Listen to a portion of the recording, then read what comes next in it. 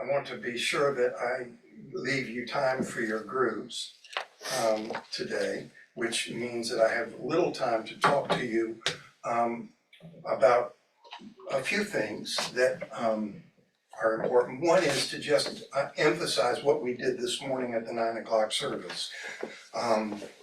We talk a lot in the church about tradition, but what we usually mean by the word tradition is custom. Custom is common to all human communities. If you've ever gone to a family reunion, especially maybe the family reunion of your spouse after you were married, I'm thinking of a family cottage that my wife's family had up in the Great Lakes, and we had been married, I think, 1 or 2 years, and went to this family reunion. They have lots of customs, and it feels like you're entering an unknown world. Well, that's typical. That's not, a friend of mine had a story about, he was a bachelor and graduated from college, and he was renting an apartment, and he wanted to cook a roast, so he called it, have I told you this story? And so he wanted to cook a roast. He called his sister and said, how do I cook a roast? She said, well, you preheat the oven to 425, you cut off 2 inches of the end of the roast, and you put it in a pan, and then you cook it put it in the oven and cook it. And he said, okay, well, how come you cut off 2 inches of the end of the roast? She said, I really don't know. That's the way my mom taught me how to do it.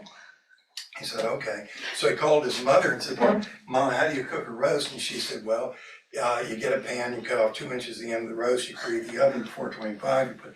He said, well, you told me everything my sister did, except why do you cut off 2 inches of the end of the roast? She said, I don't know, that's just what my mother taught me to do it. So he called his grandmother and said, Grandmother, how do you cook a roast? She said, well, you have to preheat the oven to 425, you put the roast in the pan, you put it in the oven, it's really very simple. He said, well, you told me everything that my sister and my mother told me, but they told me you had to cut off 2 inches of the end of the roast and that you had taught them how to do that. She said, oh, no.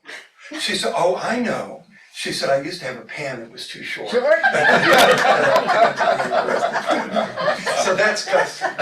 We use the word custom, we use the word tradition a lot and confuse it with custom in the church. It's not the same. Tradition comes from the Latin word traditio, which is a translation of the Greek word paradidomai.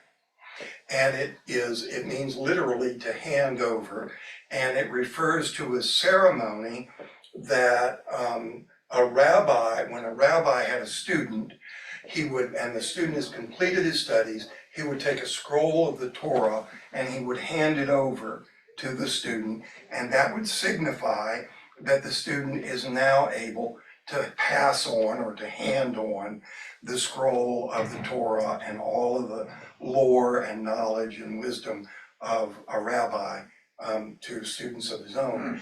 So we still use this ceremony, don't we?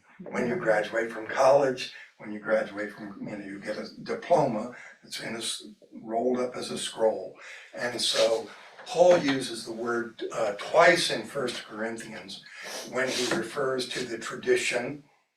He says, I handed over to you what I also received. I paradidomai, or I traditioned to you what I received, that our Lord Jesus Christ, on the night he was betrayed, took bread. When he had given thanks, he gave it to his disciples. And so that's the tradition of the sacraments, particularly of the Lord's Prayer, which is of the Eucharist, which is the interpretation of the death and resurrection of Jesus.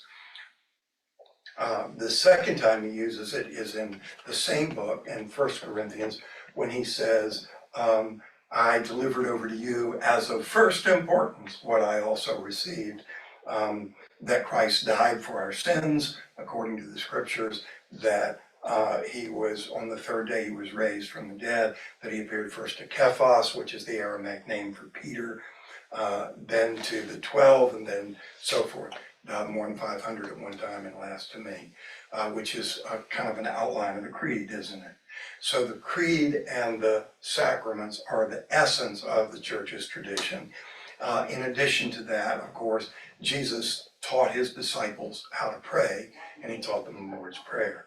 So we are delivering to you today, handing over to you today, the Creed and the Lord's Prayer as elements of the tradition of the church, along with the scriptures that you've already received in the prayer book. So I just wanted to kind of emphasize that element of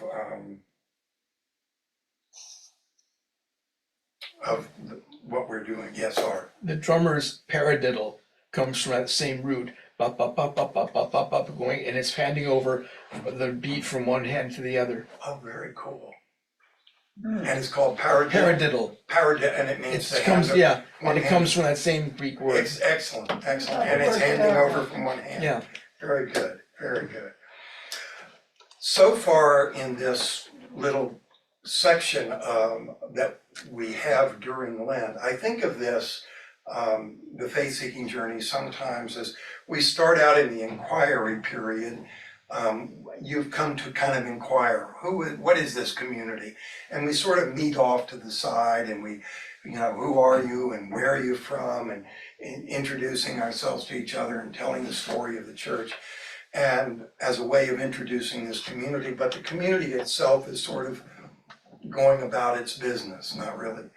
And then the second stage of the formation period, called the formation period, focuses on the liturgy of the word. It's like we're getting a little closer into the community. We're coming in to learn how to participate through the entrance rites and the collect for the day, and how to hear the lessons and participate in the prayers of the people and so forth. And during Lent, it seems to me that we're not quite yet joined, so to speak, but we're almost in parallel. And I thought of that this morning because the adult forum this morning is talking about morning prayer. Yeah, I read the prayer section, and talk about daily office. Right. I'm not familiar with this daily Okay, office. okay. Well, that's because you've been away for the past couple of weeks. Because that's what we have been talking about, okay. see? And so we gave everybody a book of common prayer. And then I talked some about the concept of a rule of life, which is how to think of your life as a way in terms of how to maintain a relationship on a daily basis. And the prayer book offers the daily office as a way of doing that. So we talked about that in terms of chapter 2, the structure for a life of prayer, morning and noon and evening, close of day. Last week, I talked about types of prayer with a little acronym ACTS: adoration, confession, thanksgiving, supplication. These are all different forms, almost genres of prayer. Sometimes they can be very short. Oh, thank God. Oh, please. Those are both, that was an example of the thanksgiving prayer and supplication prayer.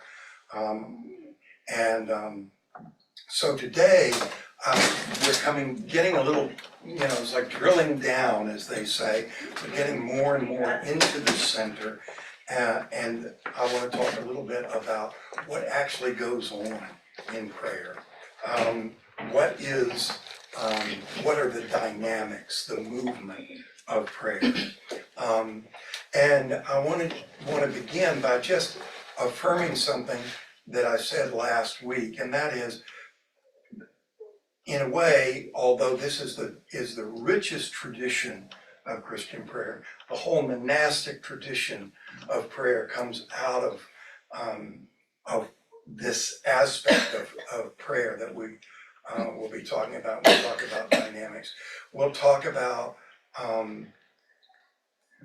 we have a class that meets here, or a group that meets here. It's not so much a class, it's on contemplative prayer. So the Desert Fathers, who were the sort of first monastics in the desert in the 4th century, wrote volumes of books. They couldn't talk, so they had to write. And they wrote about contemplative prayer. So it's a very rich, very ancient, very deep topic, I guess, in talking about prayer. And of course, not just in the Christian tradition, but there's also an Eastern tradition of meditation and contemplation and so forth. But it's also very deep in the Western tradition as well. And yet, I think it's just as natural as the most spontaneous, emotive qualities of prayer or aspects, types of prayer. You know, who hadn't said, "Oh my God," you know, "Thank God, what great news." "Oh, please don't, please, Lord." We've all prayed spontaneously one of those types of prayer. We do it naturally. I think it's part of what it means to be human, to have an awareness of a relationship to something beyond ourselves, perhaps even beyond the world that we can see around us. I don't think chimpanzees, for example, pray the way humans do. But humans all over the globe, as far back as we can go in history, in prehistory, evidence this aspect of being human, that we are aware and in relationship to. Well, if I can interrupt 1 Yes. minute about prayer. Yes. We were at the airport in Japan. We lost a bag. They were helping us to find it. I was said, go see it. We're on the plane. I was praying so hard. Yes. But thank God the last minute they found the bag. Yes. Yes. I love those stories because, we've all had something like that. And of course, I remember, well, anyway, I'm going to tell you another one, but I don't have time. So I want to talk about this other aspect of prayer, not just those spontaneous, emotive prayers sometimes, or genres of prayer, types of prayer that we talked about last week, but what's actually going on inside of prayer. And to begin by saying, St. Augustine says that God has so made us for himself that our hearts are restless until they rest in him. Oh God, you have so made us for yourself that our hearts are restless until they rest in you. Where is that? That is, I think it's pretty close to the opening sentence of his book, The Confessions. Okay. Which is a great, it's like his spiritual autobiography. It's a great book. You should take a look at it. Oh, it's a book? It's a book, yeah. It's And that he opens his confessions by saying, word confessions just means, this is where I am, here I stand. And Augustine says, oh God, as I begin this reflection on my life, I acknowledge that you've so made us for yourself that our hearts are restless until they rest in you. And so the movement toward God, which is the movement of prayer, is very natural to us as human beings. And I think that's also true of this particular dynamic of prayer, which from the monastic tradition, from the deep spiritual tradition of Christian faith, we have learned to call meditation and contemplation. Maybe you've heard those words and maybe they've sounded intimidating, and yet I imagine that you all engage in this kind of prayer all the time. And so I'm going to test that thesis with you right now. Have you ever had the experience of, say, reading a book? Sometimes I just stop there. It's calling you. It's telling me I've got to wind this up. So you're reading a book, following along the argument of the book, a passage, a written novel, an essay, whatever kind of history, whatever you're reading. And as you're reading along, you come to a point, and one thought, it kind of reminds you of something, and that thought sort of leads to another thought. And that thought leads to another thought. You know what I'm talking about? Yeah. That thought leads to another thought. That thought leads to another. That is meditation. That's meditation. Say it again? Okay, so you're reading along, or you're listening to music, you're watching a play, You do it, and all of a sudden something will happen, and and you'll get a thought, and that thought will lead to another thought, and that thought will lead. You're not really thinking it. It's just one thought is sort of leading to another, and and then sometimes what happens. So let me define that for you. Meditation is God acting in us to lead us to Himself. Okay? One thought leading to another thought. Now, sometimes what will happen when you're doing that is that one thought will lead to another thought, will lead to another thought, and all of a sudden you'll go, aha, oh. And there will be just a moment, maybe it won't last long, or it might last the rest of your life, right? That's contemplation.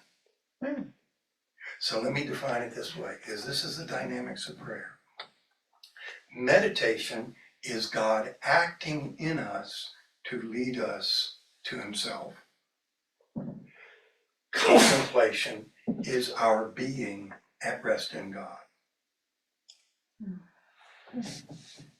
God acting in us to lead us to a moment when we can be at rest in Him.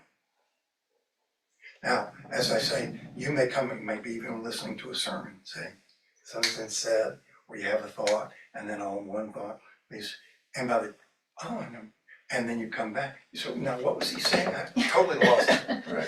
Right? That's what happens. Right? Okay, so every sermon, every piece of art, every act of liturgy, every Christian, every prayer is intended to get that. You call it daydreaming, it's meditation and contemplation. And the whole purpose of our prayer time, of our liturgy time, of sermon time, of our Christian art, of nature is to get us to those moments when God can act in us, lead us to some new thought, some new insight into God or into our situation, or it may start out small. It may be no bigger than a mustard seed, which is the smallest of all seeds, but it gets planted in the heart. And the next thing you know, on Monday or Tuesday, you're pulling up to a stoplight, and you say, "Oh, I hadn't thought of that. That's the same." And then you go on. By Tuesday of next week, you're thinking, "Wow, that's the same thing." Oh, and the next thing you know, you're looking at your whole life through the prism of that insight. It was planted. And that's the way we grow. That's the way we're changed. That's the way we're transformed. Because the goal of prayer is not to persuade God to do something for us He doesn't want to do. The goal of prayer is to bring our will into His will, so that we are changed and we see our life through the prism of God's grace more clearly. There's a moment, and here I'm going to end with this. There's a moment, I got 1 minute saying. There's a moment in the movie Gandhi. Anybody seen that? Yeah. The movie Gandhi? Okay. Years ago. Ben Kingsley. It's an old movie. Yeah. But it's very good. Ben Kingsley. It won the Academy Award for the Great Best Picture of the Year. Gene Shalit from the Today Show was outraged because it beat out E.T. Oh. And Shalit said, Gandhi was a great man. E.T. was a great movie. But the reason Gandhi won is because Gandhi was what all the people in Hollywood wish they were: moral, tan, and thin. Oh, that's funny. No, so That's a good one. nevertheless, there's this scene in the movie. Gandhi is in India trying to lead the movement toward Indian independence. It's a national protest movement, nonviolent protest movement, and it has gotten to a place of horror. There have been riots, people have been killed. Gandhi is at an end, he doesn't know what to do. and he's completely retreated. He's gone back to, just pulled away from all of his political activity and to his boyhood home. And he's visited there by either an English reporter or a clergyman. I can't remember whether it was who it was visiting, but it was somebody who was visiting with him. And one day they take a walk, and it's not far from the seashore. You remember this scene? They walk down to the beach, and they're sitting there on the beach, and Gandhi is kind of recalling for his guest his boyhood, growing up on the beach and making sandcastles along the shore. And all of a sudden he stops, he gets up, he turns around, and he starts walking back to where he'd come from. And he's not just ambling along, he's walking with determination, with purpose. And his guest says, "What happened? Something just happened. You know what you're gonna, what happened?" And what had happened was, he had, in that reflection on his childhood, playing along, he had remembered the taste of salt in his mouth. And he remembered that the English had a law that forbade making salt to native Indians. As my son said, dots, not feathers. Okay? So they had to buy it. So, For and English. then the next thought is, that can be the nonviolent action that will, that will break the law. What is the word, Thoreau? Civil disobedience. That will be the nonviolent act of civil disobedience that will confront the British authorities. And every Indian, no matter how poor, can participate in it. And so that was just that meditation that led to that moment of insight, that moment. And so Gandhi knew what he was going to do next. So that's the way the dynamics of prayer can work. It's why we have structure our lives around morning and noon and evening and close of day, so that we allow opportunities for that, in that chronos time, chronology of our life, to allow kairos moments of meditation and contemplation. I listed for you in the chapter some aids that you may find useful. Solitude, being quiet, and the hunger of the heart. Or is that next chapter? That's not next. Words, scripture, hymns, music, theater, nature, whatever is helpful to you. And let me just say one thing, and then I'm going to let you go. Spend some time with these later chapters. It was easy to read. They're not any longer. I've tried to keep them to 5 pages. I don't think the vocabulary is tough. But as I read it, I think you need to be able to kind of think about almost each sentence in a way that you didn't have to earlier on. And even during the formation period, it was easier to go than this latter part. And kind of just because we're moving into not a more complicated or difficult, but deeper subject when we talk about the interior life of prayer, contemplation, meditation, contemplation, what we love to call daydreaming. My theology professor used to say, doing theology is looking out a window.